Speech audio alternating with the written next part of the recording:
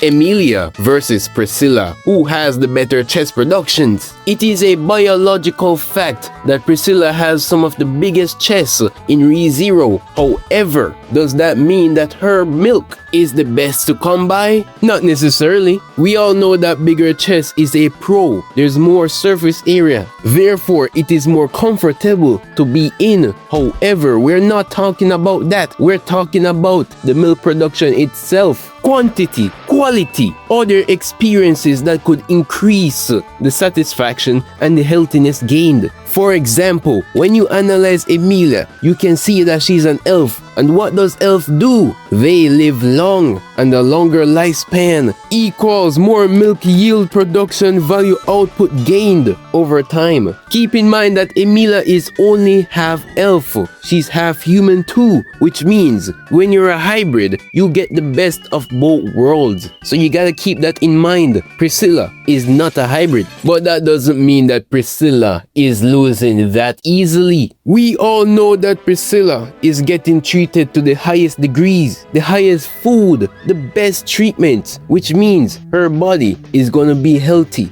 A healthy body equals healthy productions, equals higher quality milk, is better in every way, is what I would say if I didn't know what I was talking about. Because how could you say that just because your milk is healthier means it's the better milk? There's so much more factors that goes into it, like external factors. For example, we have the stress levels, aka cortisol. The more cortisol you have results in a less enjoyable milk experience. I am not gonna bore you with the details, but long story short, the more stressed you are, the less the milk flows when you're feeding, which means it's less enjoyable. Imagine drinking juice through a straw, but you pinch the straw instead. That's basically what's gonna happen. We gotta find out which character is gonna be more stressed to see which one has more enjoyable milk experience. Regarding Emilia's stress levels, you can say that she's pretty chill most of the time, but wait, what's that over there? That's Emilia in bed right there. Now what does this have to do with stress levels? In this scene, Emilia is being worried. She's in the bed, but a bed is not a place of worry, it's a place of comfort and relaxation. However, Emilia is worried even after Regulus, this nice guy,